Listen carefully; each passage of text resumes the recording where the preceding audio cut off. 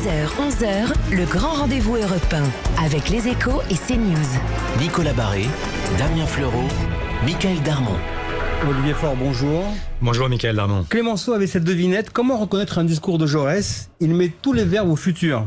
Quel futur pour les Français et pour la France alors que le Covid-19 a pris le contrôle des agendas politiques, qu'il consacre l'Asie et les États-Unis et qu'il relègue l'Europe dans la file d'attente des acheteurs de vaccins? Quel futur pour le Parti socialiste et la gauche? Vous avez mis le vieux parti à la rose en thérapie pour qu'il regarde selon vous, sa vérité en face. Le PS n'est plus tout puissant, vitrifié par le macronisme, doit se mettre au vert, car la force politique nouvelle, c'est l'écologie. Mais on ne change pas une équipe qui perd. Aujourd'hui, on peut feuilleter le catalogue des ambitions présidentielles déclarées ou cachées. Vous, pour 2022, vous êtes à la recherche de la personnalité qui pourra dépasser les logos et les égos. Olivier Faure, vos adversaires et vos camarades, et parfois ce sont les mêmes, aiment railler votre discrétion, voire votre manque d'ambition, mais ils devraient se méfier, car tous ceux qui vous ont sous-estimé ont perdu la partie. Pour votre grand rendez-vous, je salue donc Nicolas Barré des Échos et Damien Fleureau de CNews, qui va ouvrir cette émission. Bonjour Olivier Faure, la situation sanitaire est préoccupante, on l'a compris avec la prise de parole du Premier ministre, c'était vendredi soir à l'issue d'un conseil de défense qui se tenait à l'Élysée. Écoutez Jean Castex. La question d'un confinement se pose, mais nous en connaissons l'impact très lourd. Nous considérons, au regard des chiffres des derniers jours, que nous pouvons encore nous donner une chance de l'éviter. Olivier Faure, vous avez été convaincu par Jean Castex, tout simplement. J'ai été plus que surpris par la semaine que nous venons de vivre. Ça a commencé par dimanche dernier, une du journal du dimanche, confinement imminent. Aux bonnes sources, il ne s'agit pas de critiquer ce journal qui en réalité a fait son boulot. On a laissé fuiter l'idée qu'on allait reconfiner. Une semaine complètement folle, vous avez des ministres qui viennent les uns après les autres préparer l'opinion publique. Parfois se contredisent d'ailleurs sur les mesures à prendre. Et puis, en fin de semaine, le Premier ministre qui convoque l'ensemble des présidents de groupes parlementaires, les syndicats, qui leur donne un certain nombre de documents. Et dans ces documents, il y a une courbe. Une courbe qui fait apparaître quelque chose d'assez incroyable. C'est-à-dire qu'en fait, nous avons un plateau avec ce qui est la contamination actuelle avec le Covid classique. Et puis, progressivement, rattrapée par le variant anglais, cette courbe devient exponentielle et elle explose. Et en avril, la prévision que le Premier ministre donne, c'est une prévision qui fait apparaître 250 000 contaminations jour et 1,8 million de contaminations par semaine. Et donc, les esprits sont préparés à l'idée qu'il y aura un reconfinement et puis, finalement, rien. On n'est pas à quelques jours près, dit Jean Castex. Dans ces cas-là, si on veut, parce que le vrai problème de cette épidémie, c'est qu'il faut arriver à gagner la confiance des Français. Comment voulez-vous que les Français adhèrent à un projet collectif quand ils ont le sentiment qu'on est tout le temps en retard? En retard sur les masques, en retard sur les tests, en retard sur le vaccin, maintenant peut-être en retard. Mais c'est le président qui aurait dû s'exprimer alors? Mais le président, s'il pense que ce qu'il dit est juste, eh bien qu'il s'engage et qu'il vienne expliquer aux Français quelles sont les raisons qui font différer des mesures qui sont des mesures peut-être plus dures. Mais donc, il faut arriver à un moment donné à recréer ce lien. Aujourd'hui, c'est incroyable de voir, en fait, en permanence, ce lien entre les gouvernants et les Français se dissoudre, alors même que sur un sujet comme celui-là, notre sécurité collective, le président de la République dit j'ai écouté les états d'âme, la lassitude, la fatigue, et donc voilà, je repousse le confinement. Il a écouté les Français. Moi, ce que je lis ce matin dans le journal, dans Le Parisien, c'est que, en fait, ses proches expliquent que sa décision a été motivée par le fait qu'il a voulu montrer qu'il était le patron, que c'était lui qui décidait et que c'était pas le milieu de la santé, que c'était lui, pas Matignon, pas le ministère de la Santé, c'est lui. Mais je ne sais pas si c'est la bonne façon de procéder. Moi, ce que je crois, c'est qu'il faut faire partager ces décisions. Et dans un pays démocratique, la meilleure façon de le faire, c'est encore de venir expliquer ce à quoi on croit, et essayer ensuite de nourrir un débat et faire en sorte que les Français y adhèrent pour que les mesures qui seront prises soient des mesures acceptées. La dimension psychologique dont vous faites état à l'instant, elle existe, mais elle est d'autant plus difficile aujourd'hui que personne ne comprend quelle est exactement la ligne de conduite du gouvernement. Nicolas Barré. Mais justement, certains critiquaient en disant l'État infantilise les gens en leur disant quoi faire en permanence. Et là, Emmanuel Macron, en quelque sorte, les prend au mot en disant prenez vos responsabilités. Mais vous croyez qu'on les infantilise pas quand on leur dit toute la semaine on va confiner, puis à la fin on leur dit on confine plus? Si vous croyez pas que c'est une façon de dire aux gens, c'est une façon de leur dire quoi? Soyez responsables. C'est une façon de les préparer à une décision qui n'intervient pas. Mais alors, donc avec des Français qui chaque jour se demandent en fait à quelle sauce ils vont être mangés, avec un suspense qui est intenable, qui angoisse les familles, et puis à la fin on leur dit autre chose. Mais non, c'est pas comme ça qu'on fabrique. On fabrique, la vraie façon d'arriver à créer de l'adhésion, c'est justement de dire voilà quelles sont les données du problème. Voilà comment est-ce que nous, gouvernement, nous réfléchissons. Et voilà pourquoi nous arrivons à telle ou telle décision. À ces conditions-là, on peut trouver l'adhésion. Là, c'est le suspense tous les jours, c'est intenable. Alors Olivier Faure, un autre Olivier Véran, ministre de la Santé, dans le journal du dimanche, assure ce matin que l'on peut peut-être éviter la nouvelle vague. Mais on sent bien une tonalité différente. Il dit aussi on n'a jamais dit qu'on n'allait pas reconfiner dans 15 jours. Donc, au fond, cette divergence existe toujours au sein du gouvernement. Qu'est-ce qui va se passer selon vous ? Mais c'est tout le problème. C'est qu'on aimerait que... Je peux comprendre parfaitement qu'il y ait des visions différentes, y compris au sein d'un gouvernement. Mais dans ces cas-là, il faut mettre les données sur la table. Ne pas être dans cette opacité permanente, celle du Conseil de défense, dont personne ne sait vraiment qui y siège puisque ça change tout le temps et que pour la première fois on a eu des images cette semaine, mais on aimerait bien comprendre pourquoi tel ou tel n'y est plus. On l'avait déjà vu depuis quelques jours déjà. C'est une opacité totale qui règne. Et quelle est la nature des décisions? Pourquoi elles sont prises? Qu'est-ce qui les motive? Voilà ce que les Français aimeraient savoir. Voilà ce que moi j'aimerais savoir. Alors, qu'est-ce que vous proposez? S'il faut confiner, faut-il remettre tous les Français sous cloche, comme se refuse encore à faire le président parce qu'il dit c'est une démarche moyenâgeuse? Comment on fait pour éviter cette progression exponentielle que vous évoquez? La première chose que j'aurais faite si j'avais été aux commandes de ce pays aujourd'hui, j'aurais dit simplement que d'abord, je consulte non seulement effectivement le monde médical et de la santé, mais aussi les collectivités locales, ce qu'il ne fait jamais, et faire en sorte qu'on puisse partager une décision. Ensuite, il me semble qu'il y a quelque chose qui apparaît évident à tout le monde, c'est qu'on ne peut pas comparer l'Est de la France avec l'Ouest de la France, le Nord avec le Sud. Pourquoi? Parce qu'il y a des départements qui sont très différemment impactés. Ils l'avaient compris un temps quand ils avaient choisi de mettre un couvre-feu dans certains départements et pas d'autres. Pourquoi est-ce qu'aujourd'hui, on ne dirait pas les choses? Simplement, partout où il y a un risque de voir le variant anglais l'emporter rapidement dans tel ou tel département, bien pourquoi est-ce que dans ces départements-là, on ne confine pas, quitte à ce que les autres départements alentours ne le soient pas? Ça me paraîtrait assez logique, parce que dans cette bataille que nous menons contre le virus, eh bien, il y a deux solutions, et deux solutions uniquement. La première, c'est les restrictions, c'est le freinage, et puis la deuxième, c'est le vaccin. Eh bien, il faut à la fois freiner le virus et accélérer le vaccin. C'est la seule solution. Nicolas Barré. Est-ce qu'il faut revoir la composition du conseil scientifique et en quelque sorte l'élargir à d'autres spécialités avec davantage de psychiatres, d'experts de la société qui pourraient prendre en compte aussi d'autres dimensions que la dimension purement médicale?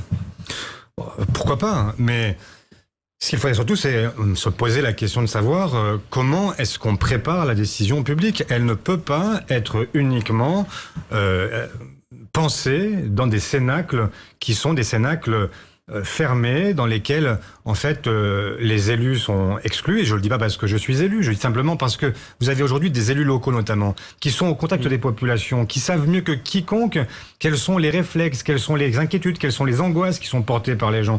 Moi, j'ai fait le tour hier des commerçants et des marchés dans ma circonscription, et on a une vision forcément qui n'est pas exactement la même que ceux qui regardent uniquement des courbes, etc. Et donc, il faut se poser des questions et le faire avec le plus grand nombre pour pouvoir, je le répète, en fait, il faut partager la décision. Sur cette question sanitaire, ça n'est pas l'affaire de tel ou tel, c'est arriver à emmener un pays, parce que c'est la seule façon, y compris que les règles soient respectées. Il y a des avis qui se partagent également. Damien Fleureau. Oui, Olivier Faure, vous étiez sur le terrain hier dans votre circonscription, mais sur les réseaux, il y a des appels à la désobéissance. Peut-être les avez-vous aussi entendus en Seine-et-Marne.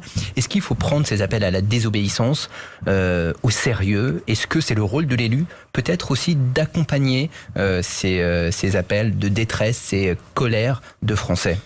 Mais c'est exactement ce que j'essaye de vous dire, peut-être mal, mais ce que j'essaye de vous dire, c'est que si vous voulez que les gens ne soient pas dans la volonté de désobéir, si vous voulez qu'il y ait une adhésion, il faut qu'il y ait d'abord une compréhension de la décision. Là, comment voulez-vous qu'après la semaine que nous venons de vivre, les gens comprennent ce à quoi on aboutit ? On vous dit blanc toute la semaine et on fait noir à la fin de la semaine.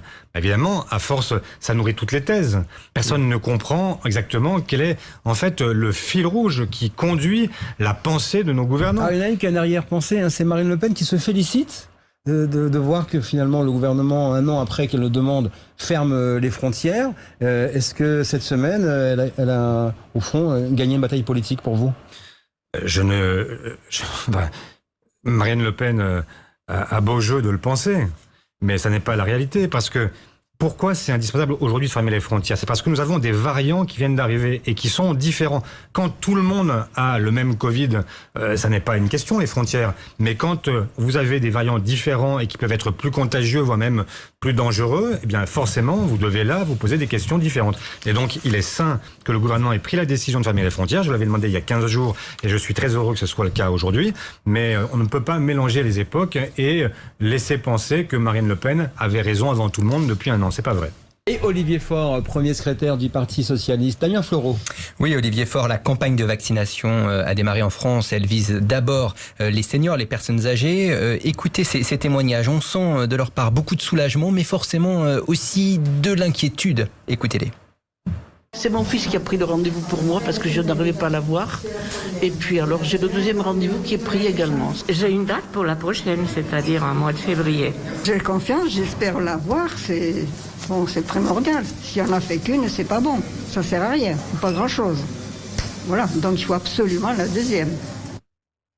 Alors, le vaccin du labo anglo-suédois AstraZeneca arrive sur le marché avec une efficacité moins importante, visiblement, sur les personnes âgées. Est-ce qu'il faut le réserver aux plus jeunes ?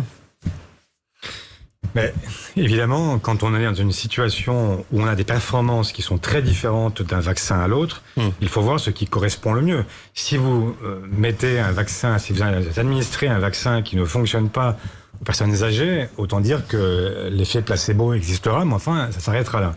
Et donc, oui, sans doute faut-il distinguer selon les vaccins et selon les catégories de population. Et donc, faire en sorte que le Pfizer soit plutôt réservé aux personnes âgées et aux personnes à risque, et puis que l'AstraZeneca soit diffusé pour les autres catégories de population qui sont moins impactées potentiellement par le virus. Damien Fleureau. Oui, dans le journal du dimanche, Olivier Véran, justement, laisse entendre que les soignants, les jeunes soignants, pourraient justement être soignés peut-être avant les autres avec ce vaccin d'AstraZeneca. Est-ce que c'est une bonne idée ? En tout cas, il ne faut pas l'exclure. Moi, je suis plutôt sur la ligne d'Olivier Véran sur ce point, si c'est ce qu'il a dit ce matin. Il me semble que nous avons aujourd'hui besoin d'aller vite sur la vaccination, mais que nous ne sommes pas tous égaux devant le virus. La réalité, c'est-à-dire pour ça que l'acceptation est compliquée par les Français, parce que vous avez une partie des Français qui considèrent que le virus, certes, c'est embêtant, mais enfin, c'est pas mortel pour tout le monde. Donc, pour ceux pour qui c'est pas mortel, l'AstraZeneca peut être effectivement un bon palliatif. Mais est-ce qu'il ne faudrait pas rendre la vaccination obligatoire pour les soignants ? Est-ce que c'est un sujet sur lequel vous avez une position forte là-dessus ? Oui, j'ai une position simple, je suis pour la liberté.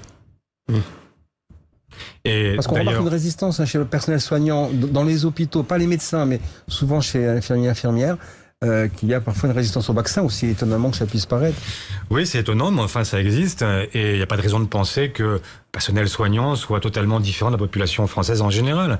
Donc, moi, ce que je crois en réalité, c'est qu'il y a des gens qui sont plutôt plus timorés, qui ont des craintes, qui sont sceptiques, parce qu'ils se disent, mais comment se fait-il que, sans doute ne savent-ils pas que, par exemple, l'ARN messager, ça n'est pas une technologie qu'on utilise depuis 10 jours. En fait, ça fait 7 ans qu'on travaille dessus.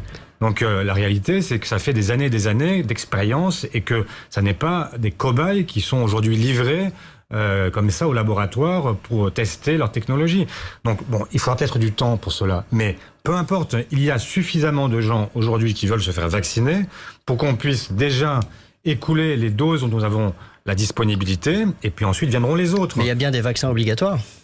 Il y a des vaccins obligatoires, mais dans un moment comme celui que nous vivons, dans lequel, je l'ai dit, il y a tellement de défiance par rapport au pouvoir politique, par rapport au même, y compris au laboratoire, par rapport à la science, par rapport au monde médical, eh bien, il faut y aller de manière, il faut convaincre, il faut faire la pédagogie chaque jour. Et moi, ce que je regrette, c'est que ce gouvernement soit rentré dans la question de la vaccinale à reculons, qu'il ait fait le choix de suivre ceux qui étaient les plus sceptiques, alors qu'il fallait faire l'inverse. Il fallait d'abord choisir d'aller à la rencontre de ceux qui avaient envie de se faire vacciner. Pourquoi et vous ensuite dites qu'ils motiver ont les autres. suivi les plus sceptiques? Il a eu peur. En quoi ont-ils suivi les plus sceptiques? Je sais pas, Nicolas Barrier, vous étiez vous début janvier? Moi, j'étais là et donc, en fait, je me suis rendu compte que le gouvernement avait vacciné Morissette quand les autres pays européens, eux, avaient déjà des centaines de milliers de vaccinés. Donc, oui, le gouvernement a eu... Et les gouvernants dans les fait une pays erreur. se font vacciner. Est-ce que vous pensez qu'ici, en France, les élus, les gouvernants auraient dû, au nom de l'exemplarité, se faire vacciner publiquement? Ça n'est pas... Enfin, moi, je serais prêt à le faire si c'était vraiment la condition pour que les gens se vaccinent, mais aujourd'hui, ils y vont d'eux-mêmes. Donc, je ne veux pas priver qui que ce soit d'une dose dont, a priori, j'ai moins besoin que des gens qui sont avec des causes de comorbidité ou qui sont âgés. Donc, il faut... Enfin, moi, ce que je reproche... Enfin, maintenant, c'est... Heureusement, les choses se sont mises en place progressivement et on avance. Mais quand même, vous vous rendez compte que dans les collectivités locales, qui sont aujourd'hui celles qui ont pallié les carences de l'État, le préfet appelle et demande à un maire, dans 2 jours, s'il vous plaît, ouvrez un centre de vaccination. Et alors, comment ça se passe? C'est le maire qui se débrouille tout seul. C'est lui qui doit recruter les soignants, c'est lui qui doit recruter la plateforme, qui doit créer la plateforme logistique, qui doit créer en fait le centre d'appel, qui doit ensuite chercher les vaccins là où ils sont, et sans aucune aide de l'État. Voilà la réalité de ce que vivent les collectivités locales. Et pourtant, ce sont elles qui font le job. Parce que si vous avez aujourd'hui 1 500 000 vaccinés, c'est parce qu'il y a eu ces centres de vaccination qui n'étaient absolument pas prévus et qui ont été improvisés dans le courant du mois de janvier. Est-ce qu'il faut vacciner les enseignants également, qui sont aussi en contact, en première ligne, comme personnel soignant? Est-ce que les enseignants doivent être vaccinés prioritairement? Ils ne sont pas en première ligne comme le sont les soignants. Les soignants, ils sont au contact du virus tous les jours parce que, y compris, c'est leur boulot. Donc, il faut privilégier d'abord les soignants. Ensuite, il faut aller vers ceux qui ont des causes qu'on appelle de comorbidité et donc aller chercher les publics les plus fragiles. Vous vous rendez compte que pour l'instant, nous n'avons pas assez de vaccins et que nous n'en aurons pas assez avant longtemps puisque si on en restait au rythme actuel, pour vacciner les 52 millions d'adultes que nous avons en France, ce sera en octobre 2024. Donc, il faut bien sûr accélérer. Et là, de ce point de vue, il y a aussi un effort à produire. Parce que j'ai entendu le président de la République, il y a 1 an, nous dire que nous étions en guerre. Bien, si nous sommes en guerre, il faut qu'il y ait une économie de guerre. Avec, là encore, quand il le faut, des réquisitions. Je vois que Sanofi se met à produire du Pfizer. Très bien, mais il faut que toutes les chaînes de production françaises, européennes, de ceux qui ne savent pas produire un vaccin, puissent produire le Pfizer. Pourquoi? Parce que tant que nous n'aurons pas vacciné l'ensemble de nos populations, et même y compris en France, mais aussi dans le monde, tant que le virus continuera à circuler et qu'il pourra développer de nouveaux variants éventuellement résistants au vaccin, alors nous serons en danger. C'est la raison pour laquelle c'est une course de vitesse et il faut maintenant l'objectif en prendre fixé le par cap. le ministre de la Santé, 70 millions de Français, c'est tant pis qu'ils existent, 70 millions à l'été. Déjà, sur vacciner les 52 millions d'adultes, ce serait pas mal. Damien Fleureau. Oui, on parle de la détresse du monde étudiant. Il y a eu des annonces de l'exécutif ces derniers jours, les repas dans les restos universitaires à 1 euro, le retour aussi du présentiel dans les universités, dans les amphis. Est-ce que la prise de conscience de l'exécutif sur cette détresse étudiante, elle est au bon niveau aujourd'hui ou elle est trop tardive selon vous? Elle est les deux, Damien Fleureau. En fait, on s'en rend compte 1 an après. Le gouvernement s'en rend compte 1 an après, alors que tout le monde l'a alerté dès la première heure. Et tout ça pour arriver à 2 repas à 1 euro.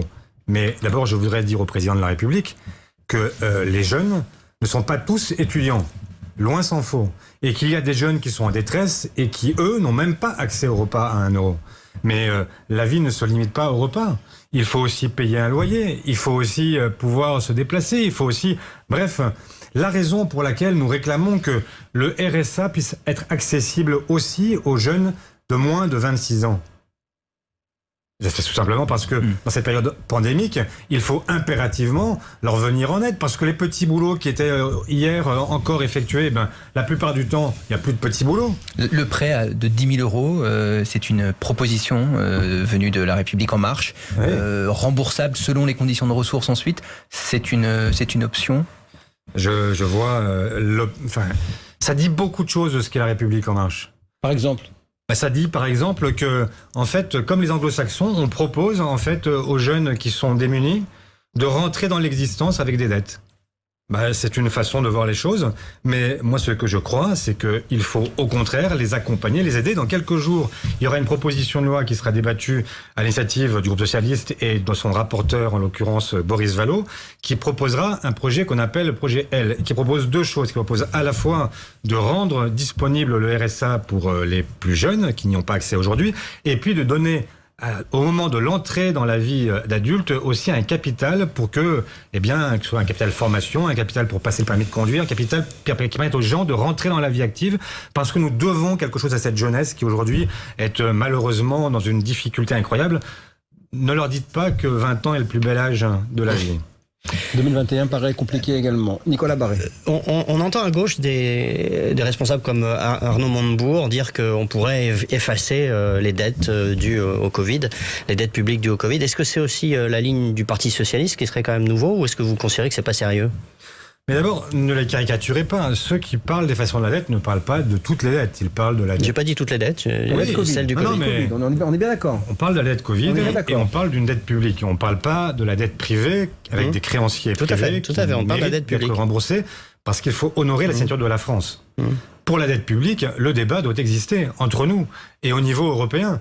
Soit parce qu'on voit bien qu'elle va être astronomique, et qu'elle va peser pendant des décennies sur les générations futures. Est-ce qu'on peut vraiment étrangler de cette façon-là tous les pays pendant des décennies, ou est-ce qu'on doit à un moment chercher à desserrer les taux? Et donc, comment est-ce qu'on fait? Il y a plusieurs solutions. Il y a une première solution qui est effectivement l'effacement total ou partiel de la dette publique détenue par la Banque Centrale Européenne. Il y a aussi une autre thèse qui sont en fait d'arriver à mettre en place une fiscalité sur la spéculation, donc la taxe sur les transactions financières, qui permettrait, si on reprenait le projet qui était simplement celui de la les ordres de grandeur sont pas les mêmes. Ce que peut rapporter cette taxe, ça n'a rien à voir avec l'ampleur des dettes. Eh bien, écoutez, regardez bien ce qu'était la taxe Barroso, qui n'a jamais été adoptée, qui n'est jamais sortie du tiroir de la Commission, qui doit dater dans les souvenirs de 2008. Et dans cette directive, qui est ce projet de directive, ça permettrait aujourd'hui de développer en fait une taxe qui permettrait non seulement de financer le remboursement de la dette, mais y compris de commencer à assumer la transition écologique. Donc, il y a des possibilités. C'est une question de choix politique. Et donc, soit on fait payer l'ensemble des Françaises et des Français, comme toujours. Et ce que je vois avec ce gouvernement, c'est qu'il a compris que, comme il faudrait rembourser quelque chose et qu'il fallait bien trouver un moyen, eux, ils disent, on va réformer les retraites. Eh bien, moi, je m'oppose systématiquement et de manière brutale à cette incohérence incroyable. Les Français payent suffisamment cher cette crise pour qu'on n'en donne pas en plus à payer par l'addition de leur retraite la dette publique. Et Olivier Faure, premier secrétaire du Parti Socialiste, le projet de loi dit séparatisme ou pour conforter, c'est son nom, les principes donc républicains est examiné ce lundi. En tout cas, voilà, on sait qu'il a une dénomination officielle, mais on connaît aussi son surnom. Ce débat donc ce texte arrive lundi, donc demain, dans l'hémicycle. Il suscite de vifs débats et des inquiétudes dans les rangs d'opposition. On écoute, on regarde. Vous verrez, pendant la discussion parlementaire, la distance qui va séparer le blabla lisse fait par le gouvernement sur son texte de loi et le niveau de violence des propos qui vont être tenus exclusivement contre les musulmans. Est-ce que vous partagez les craintes de Jean-Luc Mélenchon, Olivier Faure? Oui, je partage ces craintes parce que toute la difficulté, c'est qu'on a un texte dont on ne sait pas très bien quel est l'objectif. Ce qu'on sait, c'est qu'il ne réglera rien à la question du séparatisme une fois qu'il aura été adopté. Et le risque, c'est la surenchère. Et c'est de voir des gens se lancer dans une espèce de concours l'épine à qui sera le plus brutal et le plus discriminant. C'est un peu facile de résumer ce texte ainsi. Il y a beaucoup de mesures quand même. Mais je ne dis pas... Oui, ça va rien régler. Michel Darmon, au contraire. je disais que des choses vont avancer, non? il y a des choses qui vont avancer. Ne croyez pas que demain, tout ce qui fonde le séparatisme va d'un seul coup disparaître. Et quand je dis que j'ai peur de la surenchère, c'est que j'ai peur que ce débat, en réalité, ce soit l'occasion pour beaucoup de déverser leur haine, etc. Ce que je ne souhaite pas. Nous verrons bien. Bon, maintenant, revenons au texte lui-même et à son équilibre. Bien justement, son équilibre, c'est qu'il n'y en a pas. C'est qu'on est juste sur un texte qui va être dans une forme de répression, qui va chercher à serrer la vis, et de ce point de vue, on peut le suivre. Et puis, il manque un volet qui aurait dû être, au contraire, un volet qui soit un volet d'accueil, de non-discrimination, de lutte contre le racisme, de lutte contre tout ce qui, aujourd'hui, pollue aussi notre air commun. Et moi, ce que je regrette profondément, c'est que quand on veut lutter contre les séparatismes, eh bien, il faut lutter contre les racines du séparatisme qui ne sont pas uniquement dans l'islamisme politique ou radical. Alors, Damien Fleureau. Donc on vous comprend, vous ne voterez pas ce texte, en tous les cas, en l'état, même si... Je n'ai rien dit. Il y a des avancées selon vous ? Il y a des avancées, il y a des points sur lesquels je partage l'idée du gouvernement, je suis un laïc convaincu, je suis un républicain convaincu. Quelle est la position du groupe socialiste à l'Assemblée nationale ? Le texte n'a pas encore été débattu. Il a été examiné en commission spéciale, des amendements ont été adoptés d'ailleurs. Ce que je veux savoir, c'est quel sera son équilibre et son économie générale à la fin. Ce que je dirais maintenant et ce que je dirais jusqu'à la fin, c'est que ce texte manque cruellement de dispositions, par exemple, sur les quartiers. Comment se fait-il qu'on continue à vivre avec des grands discours, mais que le plan Borloo n'est pas appliqué? Le gouvernement s'est déplacé en grande pompe à Grigny, en région parisienne. Il vient de se déplacer, vendredi. mais attendez. Il vient de se déplacer, on est 3 ans après le début. Le plan Borloo, il a été remis il y a 3 ans. Et donc, on nous fait de grands discours à chaque fois, je n'y crois plus. Il y a peut-être un moment où les Français ont pu se dire, bah oui, effectivement, le président, il parle bien. Oui, il parle bien, c'est vrai, il parle toujours bien. Mais il agit mal. Et donc le problème, c'est bien ça, c'est que moi je ne veux pas simplement du blabla, je veux aussi qu'on ait des résultats. Et aujourd'hui, malheureusement, ce qu'on voit, c'est que les inégalités, elles progressent. Et qu'est-ce qui permet aux islamistes radicaux de trouver des oreilles attentives ? Sinon cette discrimination, sinon cette inégalité, sinon cette disparité territoriale qui fait qu'aujourd'hui, ils peuvent aller chercher des esprits faibles qui sont fragiles parce que justement, ils sont abandonnés par la République française. Olivier Faure, on vous entend donc élever la voix sur ce sujet. Je vous livre ce que dit Michael Delafosse, maire de Montpellier, considéré comme l'étoile montante du PS. Il le dit dans Le Point. La gauche se doit d'être très au clair avec les questions d'autorité, de respect des règles et de lutte contre les incivilités, parce que, je résume, ce sont les classes populaires qui souffrent en premier de ces phénomènes. Vous allez adapter votre discours au PS pour 2022 en étant maintenant clairement adepte du discours sécuritaire ? Et qu'est-ce que je viens de vous dire à l'instant ? Vous avez critiqué la position du gouvernement, mais on va entendre ce que vous dites, vous, au sein du Parti Socialiste. Non, Michael Darmon, ce que j'ai dit, c'est que je voulais un équilibre qui n'existe pas. Mais je n'ai pas dit qu'il ne fallait pas être effectivement clair avec l'autorité, avec les règles. C'est ce que j'essaye d'expliquer depuis 3 ans que je suis premier secrétaire. Il n'y a pas d'hésitation de mon côté sur ce plan-là. Et ne faites pas semblant de croire non plus que les socialistes, quand ils ont gouverné, auraient été particulièrement laxistes et qui n'aurait absolument jamais gouverné. Moi, je fais semblant de rien, mais quand on voit Michael Delafosse, maire de Montpellier, membre du PS, qui dit il faut être au clair, enfin être au clair, ça veut dire qu'il y a eu un problème. C'est pas moi qui le dis. Je ne suis pas sûr que Bernard Cazeneuve, dont vous avez régulièrement loué l'autorité, puisse être taxé de particulièrement laxiste. Et ça, je renvoie au débat effectivement, à l'intérieur de votre parti. Nicolas Barré. À gauche, on voit une nouvelle génération de penseurs ou d'élus. On citait le maire de Montpellier, et puis peut-être quelques autres qui veulent créer une écologie républicaine qui n'a pas peur du nucléaire, en tout cas pour qui il n'y a pas vraiment de tabou, ni de dire qu'il y a des choses à réformer au sein de l'État. Est-ce que vous êtes sur cette ligne pragmatique au Parti socialiste ? Je ne sais pas si c'est du pragmatisme, en tout cas c'est du réalisme. Et le réalisme, c'est que nous sommes face à des défis qui sont des défis majeurs, notamment le réchauffement climatique, mais aussi le passage à l'économie numérique, le capitalisme de surveillance, bref, tous ces sujets sur lesquels nous sommes attendus et sur lesquels il va falloir développer une vision. Et donc, quand je vois effectivement la tribune à laquelle vous faites référence, c'est une tribune qui a été rédigée par de nombreux amis et qui sont souvent inspirants. Et donc, oui, je crois que nous devons avancer avec toutes celles et ceux qui le souhaitent pour pouvoir refonder. Moi, ce que je souhaite, c'est refonder un grand parti à gauche à l'automne prochain pour pouvoir arriver à créer les conditions d'une alternance et le faire donc avec cette nouvelle génération qui pense, de mon point de vue, assez juste parce qu'elle pense à la fois en référence à ce que sont nos principes et nos valeurs qui n'ont pas fondamentalement bougé, mais elle pense aussi en les adaptant au fur et à mesure au monde nouveau dans lequel nous sommes entrés. Et donc oui, avec eux, il va falloir construire. Un parti donc qui mélangerait, hybriderait, on va dire, socialisme, écologie, des Verts, des socialistes. Vous voulez faire un parti socialiste nouveau, il y aura un nouveau nom ? Nous verrons bien. Moi, je ne suis pas... Vous y pensez déjà. Moi, j'ai dit ce que j'en pensais. Je veux une discussion sans tabou. Je veux que tout soit sur la table. Tout. Et à la fois nos pratiques, notre fonctionnement, notre façon de penser, tout doit être sur la table. Parce que nous avons un défi. On ne peut pas laisser comme ça continuer avec une gauche qui se balade entre 24 et 30% d'opinion, enfin d'espérance au premier tour de la présidentielle. C'est pas possible. Il faut bien sûr que dans ce pays, on puisse retrouver une gauche qui soit une gauche qui enthousiasme, qui emmène les jeunes générations. Et donc, nous avons cette chance d'avoir au municipal. Vous avez parlé de Mickaël Delafosse. Très bien. Si vous aviez parlé, vous pouviez parler aussi à Nancy de Mathieu Klein, à Rouen de Nicolas Meyer-Rossignol, à Nantes de Johanna Roland, à Rennes de Nathalie Appéré. À Saint-Ouen. Donc vous dites qu'il y a une renaissance d'un socialisme municipal, mais est-ce qu'il peut aller au pouvoir ? Mais pourquoi voulez-vous cantonner les gens parce qu'ils seraient maires aux municipalités ?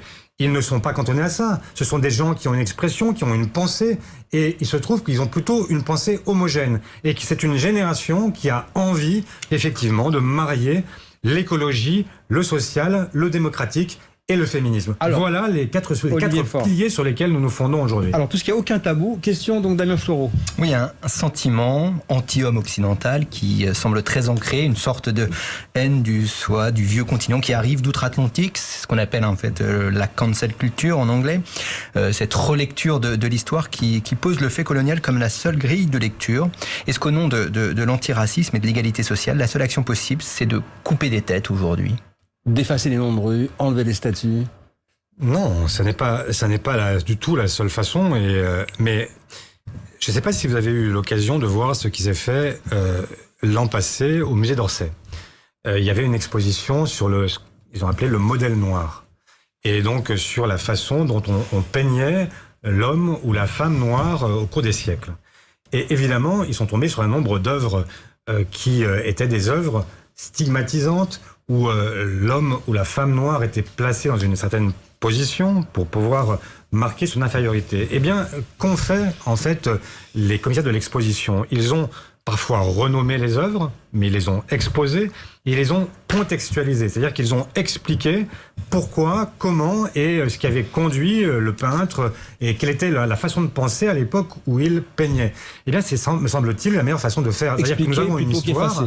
Nous avons une histoire, et puis après, il faut faire apparaître de nouveaux héros aussi, parce que les héros ne sont pas tous blancs. Vous avez des héros noirs, vous avez des héros beurre, vous avez des héros de toutes les couleurs, et ils ont marqué l'histoire de France. Notre histoire n'est pas une histoire exclusivement blanche. Malheureusement, c'est la seule qui soit célébrée. C'est trop souvent cette histoire-là. Et donc, il faut avoir un rapport de vérité. Et même sur la question du colonialisme que vous évoquiez à l'instant, il faudra dire aussi à un moment donné que la République française a pu commettre des crimes, elle aussi. Et donc, il faut parfois avoir ce rapport à la vérité.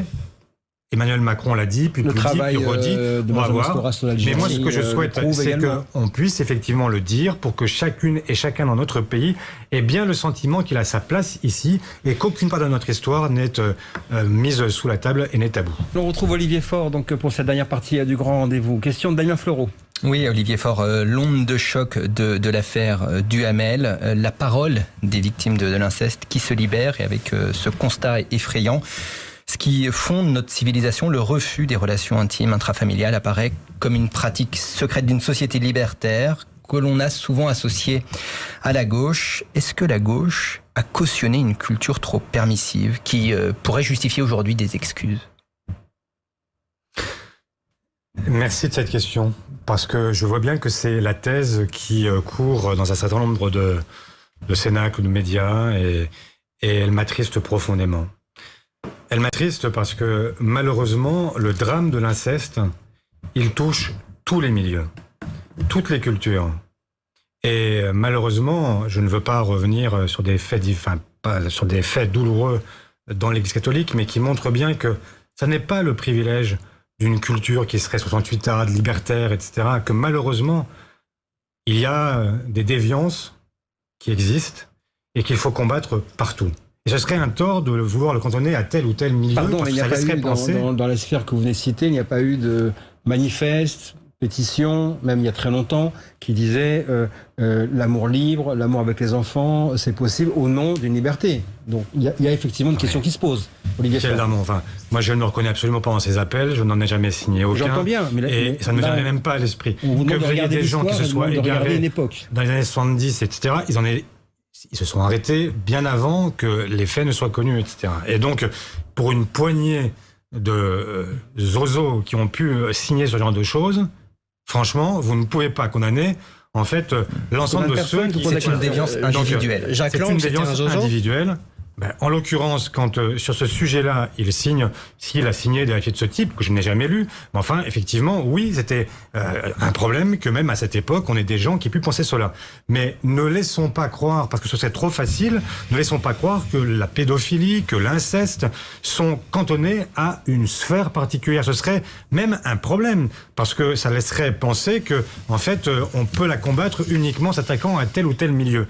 Donc, il faut y aller de plein fouet. Et justement, puisque vous m'interrogez là-dessus, il y a une députée, Isabelle Santiago, députée du Val-de-Marne, socialiste, qui a déposé il y a plusieurs semaines, bien avant l'affaire Duhamel, un texte qui permet de condamner plus facilement l'inceste et les agressions sexuelles sur mineurs. Ce texte, il sera en débat le 8 février prochain. Eh bien, j'espère une seule chose, c'est qu'on aura une majorité qui sera suffisamment capable de mettre ces problèmes d'ego, c'est pas un problème d'ego, c'est un problème de drapeau dans sa poche. De chapelle politique pour adopter ce texte. Parce que ce texte, il est fondamental. Et il est attendu par l'ensemble des organisations qui s'occupent aujourd'hui de la jeunesse. Il s'intéresse d'abord, non pas à la prescription, mais d'abord à la question de savoir si on présume ou pas le non-consentement. Et donc, 15 ans en cas d'agression sexuelle par quelqu'un qui n'a pas de rapport avec le mineur, 18 ans quand il s'agit d'inceste. C'est fondamental. C'est le raté de la loi Schiappa qui est venue en 2018. Il faut le réparer. Il faut impérativement faire en sorte que cette loi soit adoptée le 8 février. Olivier Faure, un autre sujet. C'était le 22 novembre, Arnaud Montebourg, que vous connaissez bien, a profité de sa présence ici, à ce micro du Grand Rendez-vous, pour envoyer un message très clair à Xavier Bertrand, de l'autre côté de l'échiquier politique. On écoute, on regarde. Moi, je veux rendre hommage à Xavier Bertrand, qui se bat dans les Hauts-de-France. J'ai des dialogues avec des gens très différents, et heureusement, parce que le sujet aujourd'hui, c'est pas la droite, la gauche, les bleus, les rouges, les verts. Le sujet, pour moi, c'est la France. C'est comment on va relever le pays, et comment on va venir en secours aux Français. L'arc républicain de Montebourg, vous partagez cette approche ? Bon, écoutez, qu'on discute les uns avec les autres, heureusement. Vous parlez avec Xavier Bertrand, vous ? Ça m'est arrivé de parler avec Xavier Bertrand, bien sûr. Comme tout le monde se parle au Parlement. En fait, heureusement, on a des couloirs, et il s'agit pas... Mais là, c'est autre chose, c'est pas une discussion de collègues parlementaires. J'y viens, justement. Et c'est là, donc, qu'on se parle très bien, mais en revanche, qu'on laisse penser que nous pourrions être tous d'accord et que nous proposons tous la même chose, mais c'est la négation même du débat démocratique. C'est ce qu'a fait le président de la République en expliquant qu'au fond, on pouvait être et de droite, et de gauche, et du centre, et ceci et cela. Alors à force, il est où le choix ? Eh bien le choix, il se reporte sur les extrêmes, parce que vous n'avez plus le choix. Et donc, quand on vous dit tout le monde c'est pareil, et que blanc et bleu c'est la même chose, ben non. Rouge et bleu, c'est pas la même chose. Parce que la question de la souveraineté, que je comprends, il a raison, Arnaud Montebourg, de dire qu'il y a un problème aujourd'hui en France de souveraineté alimentaire, de souveraineté sanitaire, de souveraineté sur un certain nombre de sujets, qu'il faut protéger nos grandes industries. Il a raison. Mais ça ne veut pas dire que cette souveraineté qu'on doit retrouver doit nous amener à une espèce de confusion complète entre les uns et les autres. Depuis tout à l'heure, on parle, par exemple, on a parlé des jeunes et du RSA. Moi, je dis la solution, c'est le RSA pour les jeunes. Mais la droite dit le contraire. Moi, je dis que la dette, elle ne doit pas être payée simplement par les classes moyennes et les classes populaires. Et qu'il faudrait mettre, par exemple, remettre une contribution exceptionnelle sur les gros revenus. Mais la droite dit tout l'inverse. Donc ça sert à quoi la souveraineté? C'est pour dire qu'on a seul coup, on a les menottes au poignet et qu'on peut plus rien faire. Non, moi je veux de la souveraineté pour pouvoir décider, pas pour être dans une espèce de compromis mou dans lequel personne ne peut se retrouver. Alors d'autres qui veulent aussi décider. Nicolas Barré. Anne Hidalgo, la maire de Paris, créditée dans un récent sondage de 6% d'intention de vote à un premier tour éventuel de la présidentielle. C'est un scénario qui peut vous rappeler celui de Benoît Hamon à la présidentielle dernière. Non, je ne rappelle pas ce scénario-là. En fait, Benoît Hamon avait commencé beaucoup plus haut et effectivement, il a fini bas. Et je me rappelle d'un autre scénario, d'un homme devenu président qui avait commencé très bas et qui a fini très haut. Donc, François Hollande, 3%. Les sondages. Vous soutenez Anne Hidalgo dans sa possible quête de l'Élysée, alors. Mais ce que je vous dis, Nicolas Barré, c'est que les sondages, à 18 mois de l'échéance, c'est juste pour faire parler le microcosme, ce que nous sommes, etc. Parce qu'il faut bien se dire qu'on a quelque chose à raconter sur cette histoire. On sait que ça vous passionne tous. On n'en sait rien. On n'en sait rien. Ça me passionne, oui. Ce qui me passionne, ce sont les idées. Ce qui me passionne, c'est le fait de me dire qui est-ce qui peut sortir ce pays du marasme? Qui est-ce qui peut relever ce pays? Parce qu'après la crise sanitaire, il y aura une crise économique, une crise sociale, une crise climatique et qu'il faudra bien en parler. Oui, ça m'intéresse. Mais alors, commentez tous les sondages. Vous avez des gens qui vont être un jour à 10, qui vont vous dire « Je suis le roi du pétrole ». Qui est le roi du pétrole à 10? Personne. Donc, la réalité, c'est que nous avons aujourd'hui à travailler et ce que je vois, c'est que si la gauche n'était pas la plus bête du monde et qu'elle savait présenter une offre commune, elle serait devant Marine Le Pen et elle serait devant Emmanuel Macron. Je le vois. On teste beaucoup de personnalités dans les sondages. Anne Hidalgo, François Hollande, Arnaud Montebourg. Pourquoi jamais vous?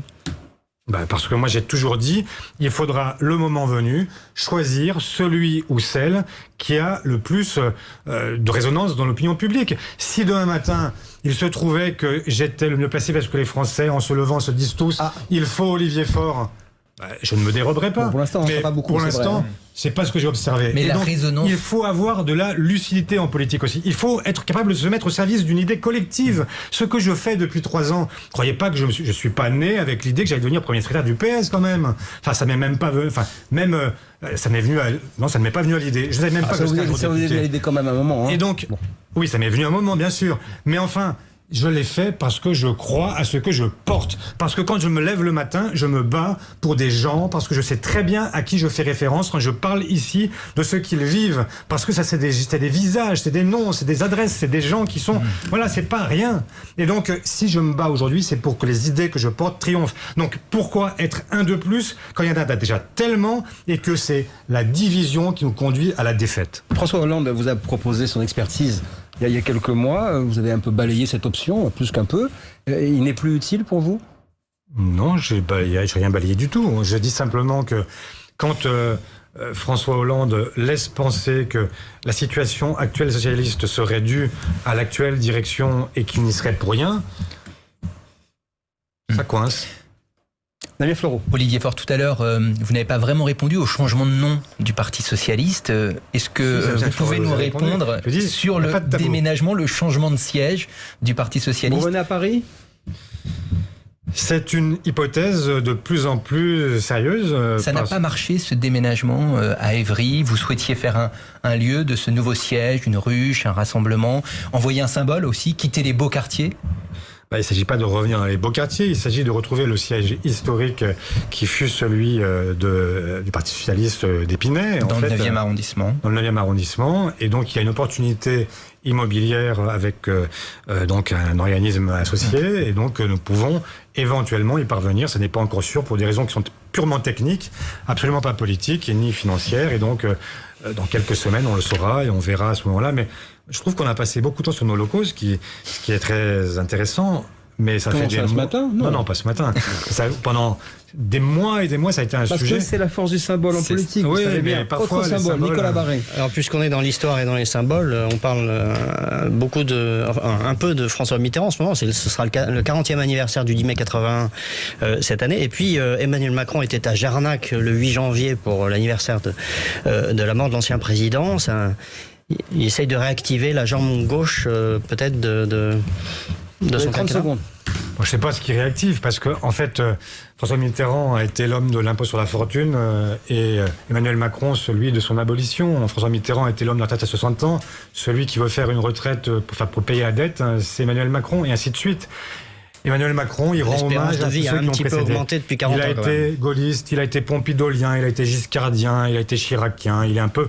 Bon, il mange à toutes les portes, espérant que ça lui rapportera. Moi, ce que je crois, c'est que les femmes et les hommes qui ont soutenu François Mitterrand et ceux qui aujourd'hui se reconnaissent dans l'esprit du 10 mai ne peuvent pas se reconnaître dans ce que porte aujourd'hui Emmanuel Macron. Donc, qu'il rende hommage, c'est bien, c'est bienvenu. Il est président de la République et donc il est bien qu'il reconnaisse ses glorieux prédécesseurs. Merci Olivier Faure d'avoir été notre invité. Je remercie Nicolas Barré, Damien Fleureau. Excellente journée.